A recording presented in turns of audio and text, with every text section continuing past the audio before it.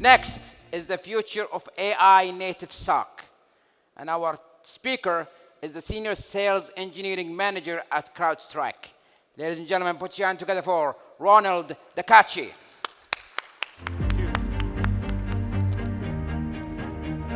Thank you for the intro. Big fan of your LinkedIn video, by the way. Seen it 10 times. Always inspiring.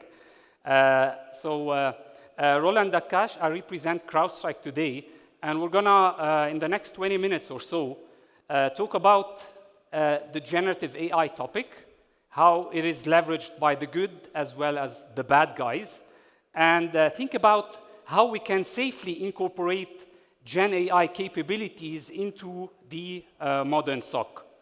As CrowdStrike, we've been leveraging AI capabilities since more than 10 years. Before ChatGPT and all these fancy tools were known to us. So basically, why are we talking about this topic? This topic is very ubiquitous nowadays. Our employees are running ChatGPT, Copilot, Anthropic, Claude, all these beautiful apps on the phones. But how can we make sure that they're not leaking our sensitive data? So in a modern SOC, the fabric of tools that we use to enable us to stop AI-powered attacks needs to adapt and needs to change.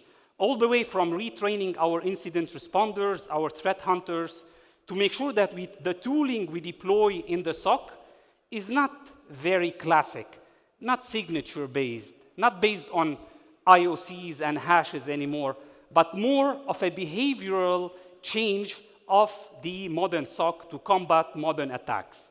So if I want to take a step back, how is AI powered? It all starts with the right collection or the right set of data. And having access to universal, global, massive data sets is key for success of an AI model. Then comes the idea of the algorithm, the large language model, to train our ML model or our AI model on detecting patterns, detecting behaviors, detecting anomalies, detecting outliers, and eventually we want a practical application for the AI model. AI doesn't have a merit on its own.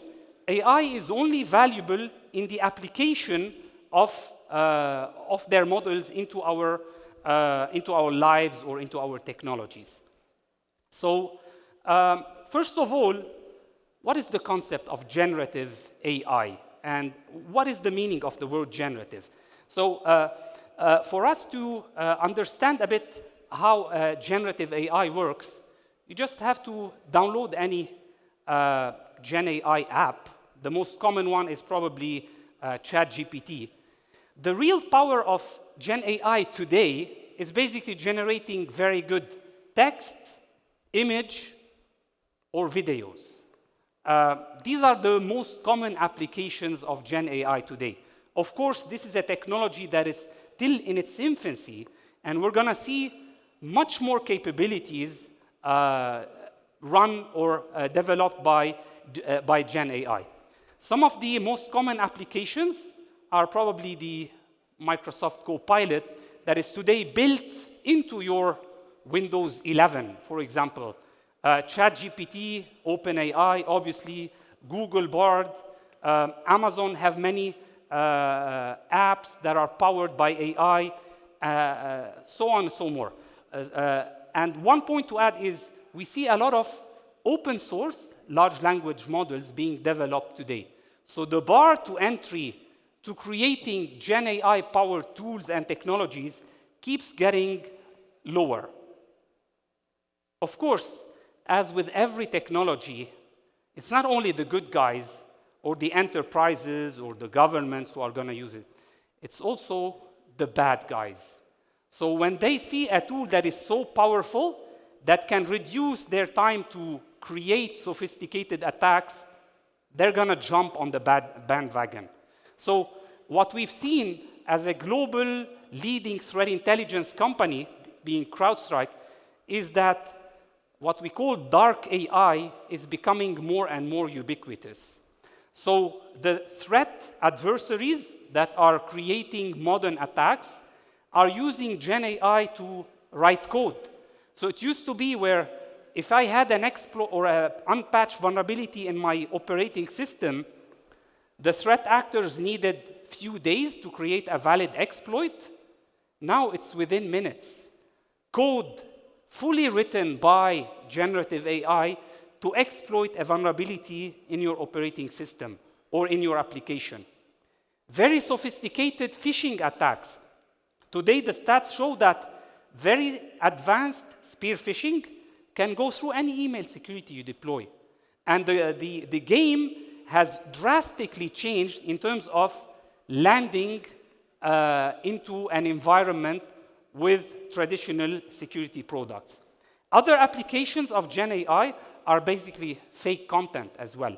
We see fake content on TikTok, on social media, on Facebook, and all these platforms, and it's usually motivated by either financial crime or geopolitical tensions. So we see this content being used to influence wars and elections and decisions of global leaders. So fabricated content is a real problem that we have to deal with, and it's just been made easier by the generative AI. I will give you on this slide few examples of threat actors that we monitor, mostly powered by or sponsored by nations or nation-state adversaries who are using large language models and Gen AI capabilities in their campaigns. So we've seen this part of the misinformation campaign in the Ukraine war and in other hot pockets of the world. We've seen that the Kolimas who operate from North Korea use AI in their modern ransomware campaigns, and that's why in the last few months, we've seen a huge rise in the number of ransomware. And a lot of huge names in the industry have unfortunately paid the ransom. So we've seen organizations paying upwards of $30 or $40 or $50 million for ransomware threat actors.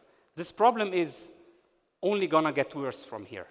So we have many live examples, some I can share, some I cannot, about seeing threat actors use AI in modern attacks. And of course, these very advanced attacks, they can very easily go through the traditional security stack that we see in the SOC today.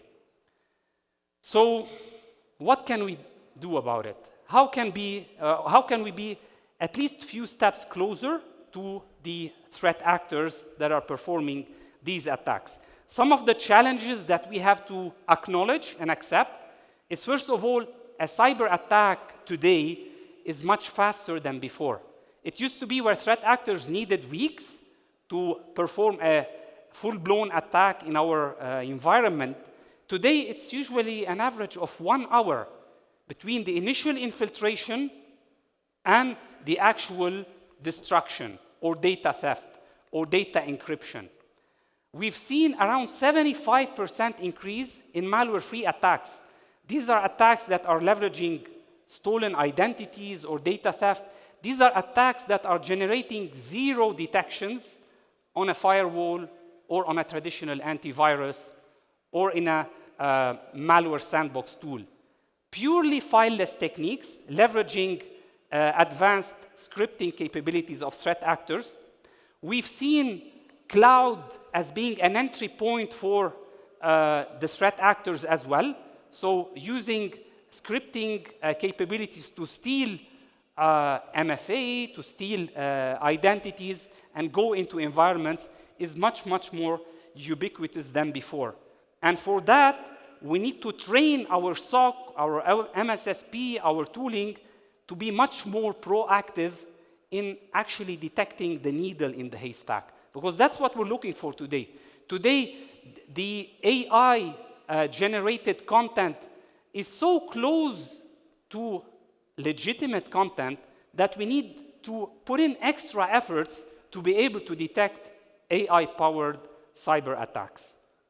So I will go through a few examples where we've seen the adoption of AI in a SOC being successful.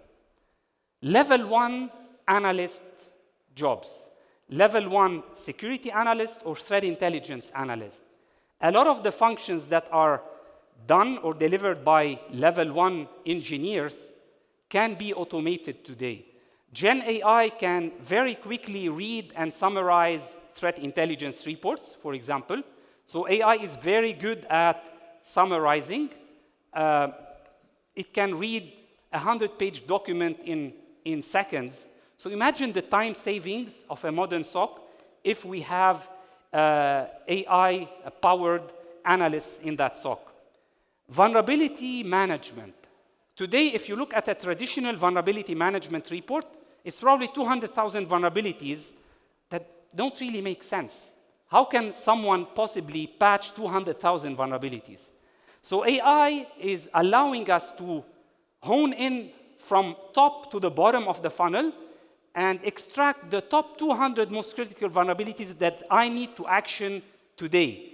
Instead of me as a CISO, going through hundreds of pages and not really making sense out of it, I need AI to summarize and give me actionable insights, actionable results that I can ask my patching team to action. Finally, threat hunting queries. A barrier to entry for level 1 engineers into SOCs and into MSSPs is learning a new threat hunting language. We see a lot of different data lake tools, SIM tools, XDR tools, and every time you buy a new tool, you need to learn a new query language. This is not scalable. This is not very helpful for the dynamic cybersecurity world that we live in. So today, Gen AI can transform a human question into a query language for my SIM tool or data lake or threat hunting tool. And that's a massive advancement in the AI world that needs to be deployed in modern SOC. But before we go there, and every time I'm having a conversation with a security leader or a CISO, they simply don't trust AI enough to use it in their SOC.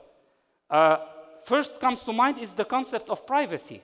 How do I make sure that whatever I ask the Gen AI is not being leaked outside my environment to train models, to basically do many things with my data?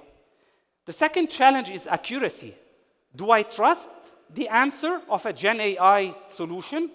It's one thing for AI to mess up my onion soup recipe, because I can always fix it. It's another if AI is giving me wrong advice about responding to a threat. So accuracy is top of mind when I'm considering deploying a Gen AI-powered tool. Third is bias. AI is as good as the training data it gets. And if I only train my AI on the data of my organization or my industry or my country, then I will never reach a stage where AI is very good at providing me with answers. So I have to train it on a global and on an inclusive data set from all around the world if I want to have a true powerful AI engine. And of course, like with any tool in the SOC, it needs to be auditable and it needs to be safe. I don't want AI to take wrong actions in my environment without the ability for a senior analyst to validate, vet, and then push the trigger. That's why we see customers are more open to deploy technology of AI in decision-making, but they're never asking it to pull the trigger on its own. So what is an AI-native SOC? In the next few minutes, I will cover some use cases where we've seen the AI tools successful in a SOC. First and foremost, at endpoint level. So your endpoint technology today should no longer be relying on signatures and hashes and requires daily updates for a large database. This doesn't work anymore. You need AI-powered endpoint security that learns behaviors and detects attacks based on indicators of misbehavior rather than static information. Because static hashes, they change by the second today with the use of Gen AI tools. Another area where AI is disrupting is identity security. Today, maybe 90% of organizations use Microsoft Active Directory, which is a technology that has been around for around 20 years.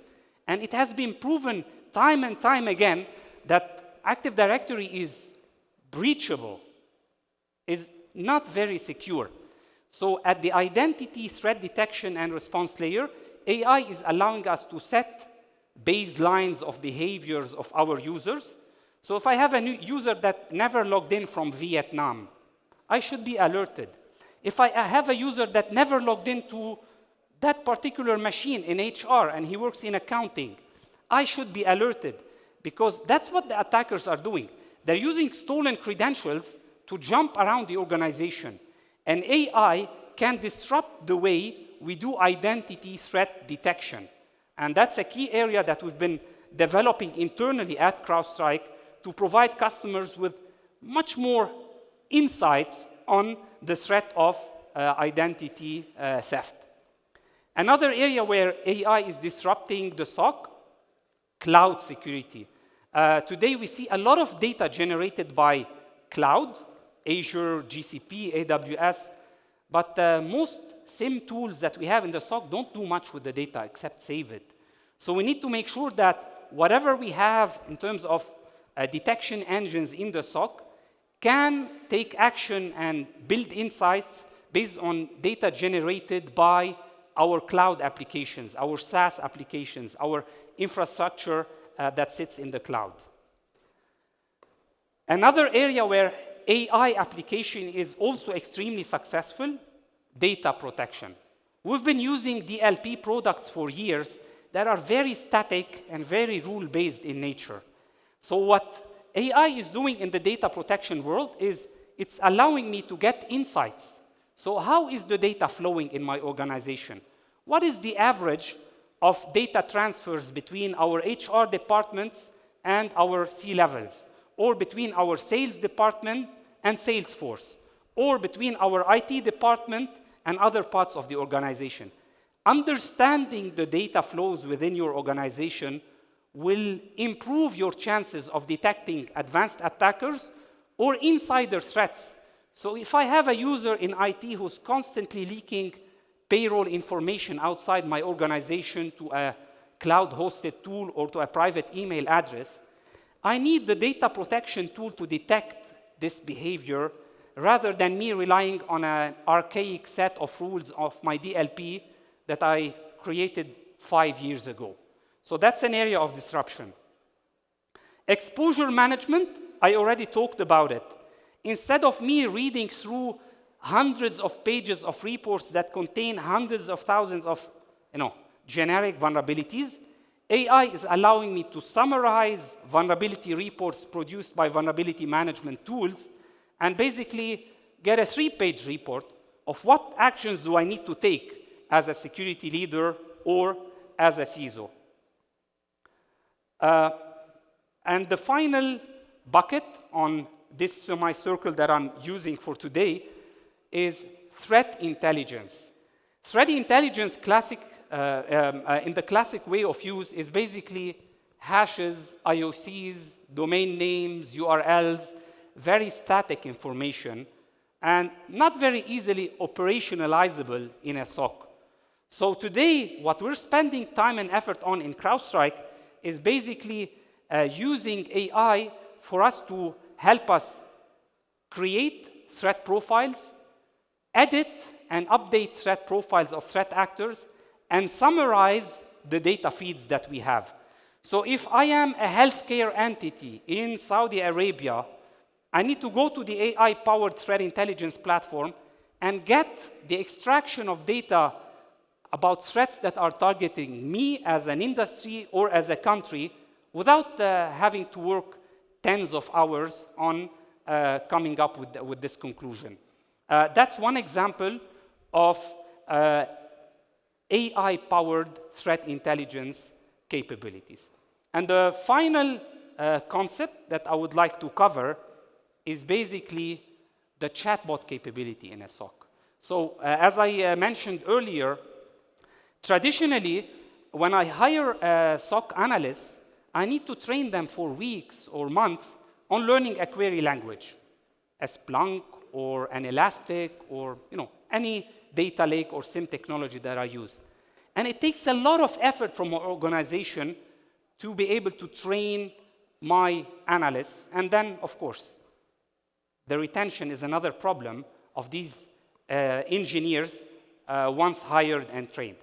So the Charlotte AI concept that we've launched is basically allowing the analyst to just type in human language. What are the top 3 detections in my environment in the last 3 hours? What are the top 10 vulnerabilities in my server farm? These are kind of questions that AI-powered tool in the SOC can help answer today. We've seen statistically that once you deploy AI capabilities in your SOC, you can respond much faster to threats, you can remediate much faster, and the time to write queries is halved or more. So with that, I would like to end today's session just with a thought. When you leave today, just keep in mind, how can I leverage Gen AI to my service as a security leader or as a SOC leader, while making sure that it's safe, secure, and most importantly, trustworthy. With that, I end. Thank you very much.